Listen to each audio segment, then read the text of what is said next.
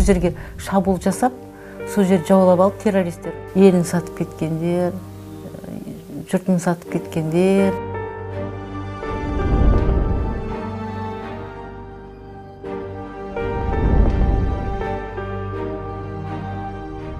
Бірақ ондай кеп бәрін бірдей қамап тастайды деген шынымды айтсам вообще ойламадым. Олар менің күйеуімнің кезімде сол жағдайға тап болды.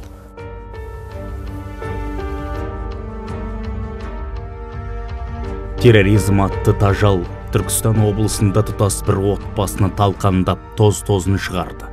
Шатақ топтың құрығына алдымен Мәуленовтердің үлкен ұлы Нұрдәулетұлы кетті.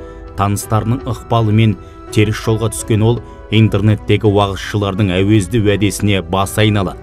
Содырларға сеніп, әкесін көшуге көндіреді. Туысқандарым алыстай бастады. Сендер басқа дінге кіріп кеткенсіңдер, ваххабистсіңдер деп, ешқандай жиын терілеріне тойға бармай қойдық. Күйеуім маған түсіндіргені, біз хижра жасаймыз. Ол жерде ешкім сені заставить етіп, қолың автомат ұстатпайды. Ешкім сені заставить етіп, соғысқа шығармайды. Ондай еш нәрсе жоқ деп ұяқтағылар жеп түсіндірген. 2015 жылы Марат Мәуленов отбасымен бірге барлығы 8 адам бір-ақ түнде Шам жеріне көшіп кетті. Қарт анасы да қарайламады. Бұл жаңалық сол кезде елді есеңгіреткен, өйткені 20 жылдық еңбек өтілі бар ұстаз қару асынған лаңкеске айналып, шәкірттерін моджахеттерге алмастырады деп ешкім ойламады.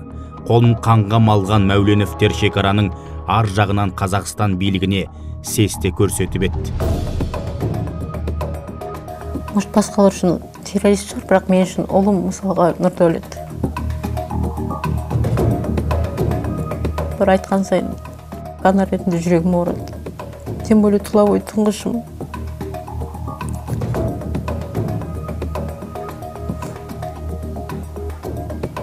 Бәрі кішкентай 5-6 жасар болып қасында барғанда дұрыс болар екен. Хоть басқа әйелдер сияқты қасында бірге еліп келер еді, қасында жүрер еді деп талай айттым оны.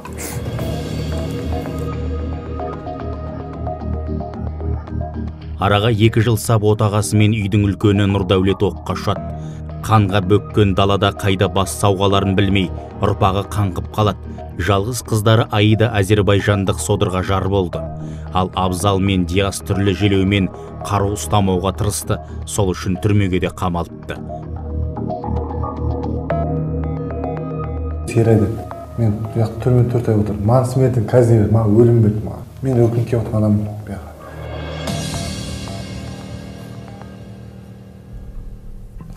Мен просто анам ренжитіп емеді, просто болғанда қиын 3 баласы түрмеде отыр. Анам қазір жалғыз қорқам, анамнан өліп қалам бәді. Бұл азаматтардың басым көпшілігі өзіміздің қазақ халқымыздың ұлттық тарихымызды, менталитетімізді, мәдениетімізді, салт дәстүрімізді білмеуінде біріншіден. Екіншіден отбасы құндылықтарының дұрыс насихатталмауында. Үшіншіден діни сауатсыздығында. Ол азаматтардың мүмкін заң саласында, медицина саласында, басқа да салаларда, педагогика саласында мықты жоғары білімі болуы әбден мүмкін. Дегенмен діни білімі, діни таяздығы оларға жаңағы экстремистік ұйымдардың жетегінде кетуге мүмкіндік жасап беріп отыр. Мәуленовтер елге Жусан гуманитарлық операциясымен жеткізілді.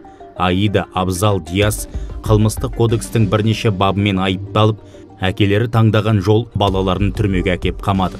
Бір үйден ағайынды 3-еу қазір Шымкент қаласындағы қапаста өздеріне кесілген үкімді өтеп жатыр.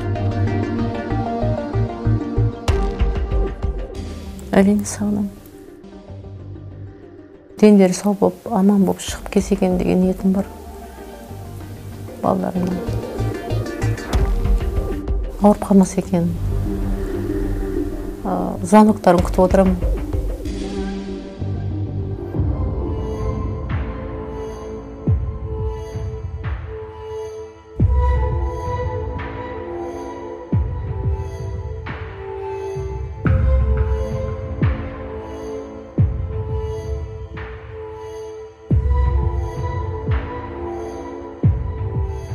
Айгүл апамыз өзінің сотталмағанына шүкір етеді.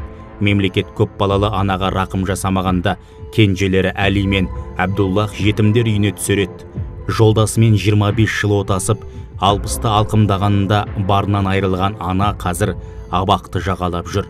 Қапастағы балаларына тамақ, жылы киім тасуда. Бағалай білмегенге бақ қонбайды деген осы шығар.